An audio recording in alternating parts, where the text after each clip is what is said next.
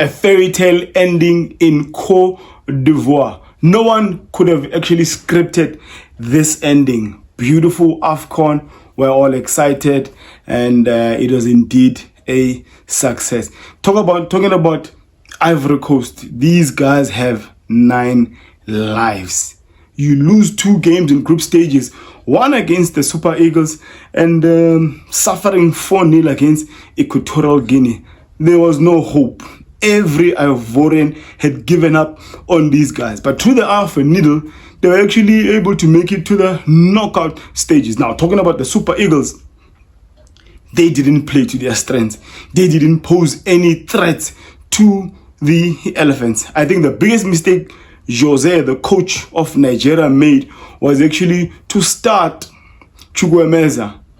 Victor Osimen, Ademola Lookman, and Simon Moses play better when they are together. So starting chukwueze was the biggest error. Now, on this episode, we are discussing the 7 things we are taking out of 7 things we've learned in the final between the Elephants and the Super Eagles. Yes, I do go by the name of First Consistency Football, where I discuss anything to do with football from Africa to the world and from the world to Africa. I'm not wasting any time, and I'm jumping in to the first point. Troost-Ekong. I officially nominate or suggest this guy to be the Minister of National Defense Force in Nigeria. He is the Great Wall of Abuja. He is the Great Wall of Lagos, the Great Wall of Ikoyi, the Great Wall of Ikeja, Banana Island. The man has been tremendous.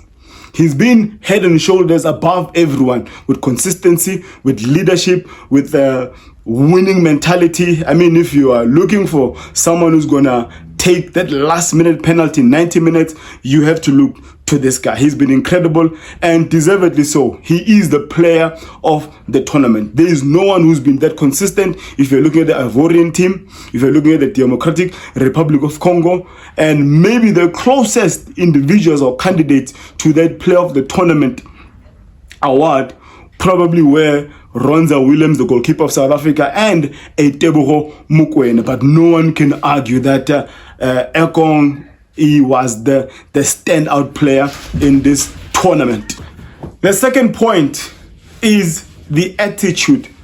Now, compare the attitude of the Super Eagles and the Elephants.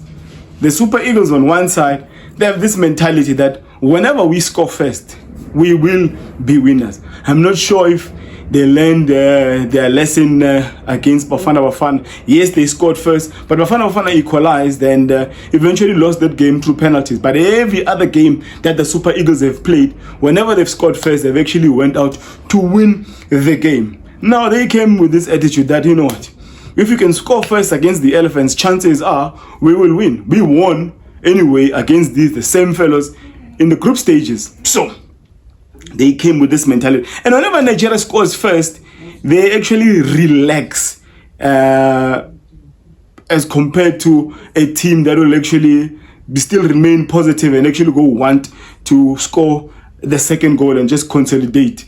But these ones, they will score 1 goal and then step off the accelerator. Compare now to the attitude of the Ivorians. The Ivorians, whenever you now they are aware that they are in the finals at the back of a poor group stages campaign. They played 3 games, lost 2, won 1, and they were aided or they were helped by other nations to actually make it to the last 16. So their attitude and their mentality was, we cannot disappoint the Ivorians again. With a poor campaign in the group stages, we cannot disappoint any Ivorian once we get to the knockout stages. Last 16, they beat the Senegalese, the Teranga Lions. They went to the quarterfinals. They humbled the Mali folks. They won against the Democratic Republic of Congo. So they have had that same attitude until the finals. Now, which leads me to the third point. Third point will be the Ivorians are the comeback kings. Senegal scored first against them in the last 16, but they possess that attitude that we will not give up. We will fight for every Ivorian. We will fight as the host nation. We will not just lay down and just die, but we will fight. They came back even against your Mali. It was no different in the final. The Super Eagles scored first. They thought they had it in the bag. They thought that their name is already engraved in that AFcon trophy. But the Elephants refused. They said, no. We will not allow Nigeria to make noise. We will not allow the noise pollution to come from Lagos and Abuja, but we will stand. Our legend, Didier Drogba, is in attendance. All the other legends are in attendance. We will fight for every one of them who have believed in us when all hope was lost in the group stages. So, the Ivorians are the comeback kings. Point number 4, Simon Adinga, a star was born. The young man played extremely well yesterday. The boy was floating.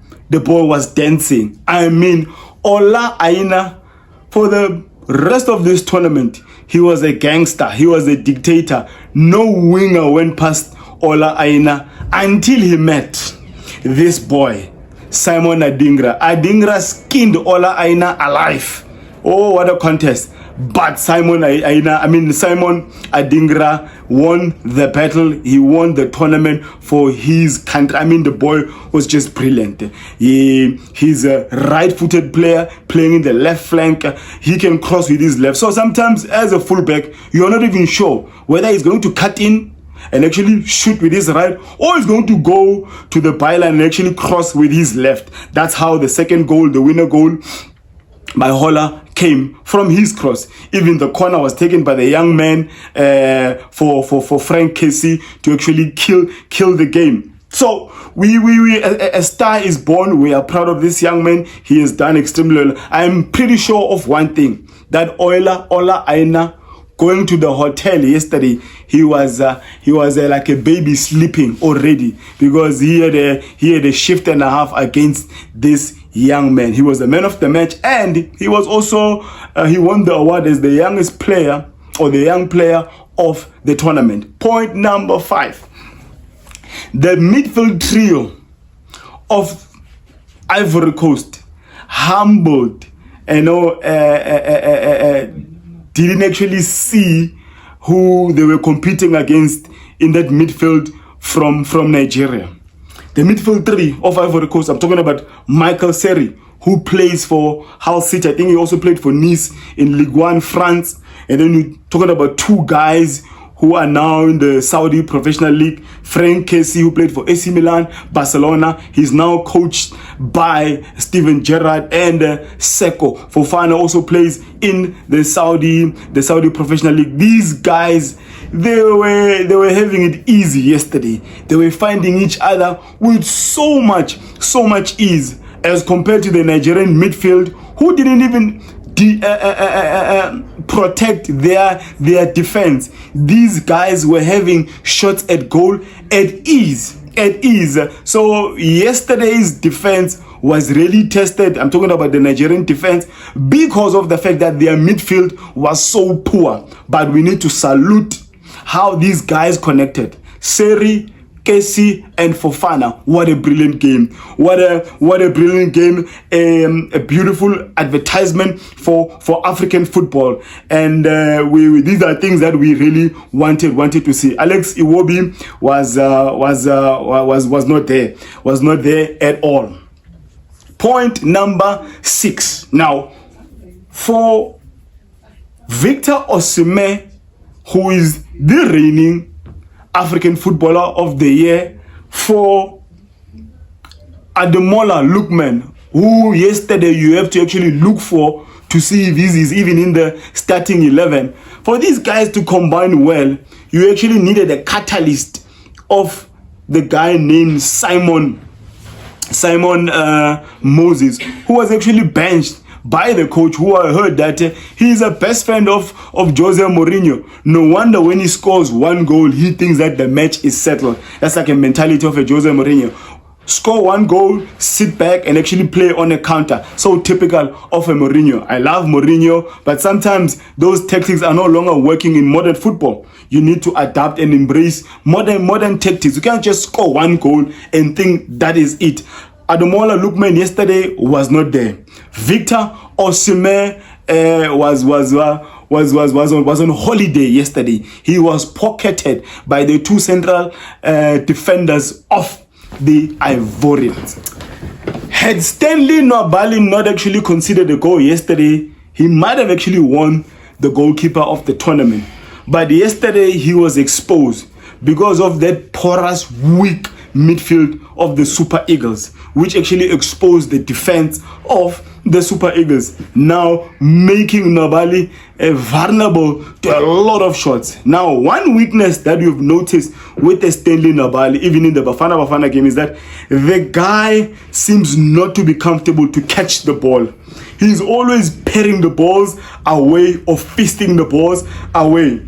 So, yesterday he was exposed. And you can even tell with the headed goal by Casey, that was a goal that had he intended to just catch the ball, he could have catched the ball. But now his intention is always to parry the ball away or fist the ball away. So yesterday he was exposed. But let me say this to all Nigerians, all the Super Eagle fans, that nothing will happen to Stanley Nali. He is more than welcome to come back to Chippa United in South Africa. You are our brother. All those threats are just nonsensical. Sometimes it's few rotten potatoes who try and instill fear in such cases. Nothing will happen to you, my brother. Come back to Port Elizabeth, Nelson Mandela Bay. We welcome you. You remain our brother, but you still have to improve. You cannot parry and fist all balls away. Sometimes there are easy balls that are just there for you to catch and hold. Well, it was a beautiful tournament. Dr. Patrice Motsepe, salute to you and your board.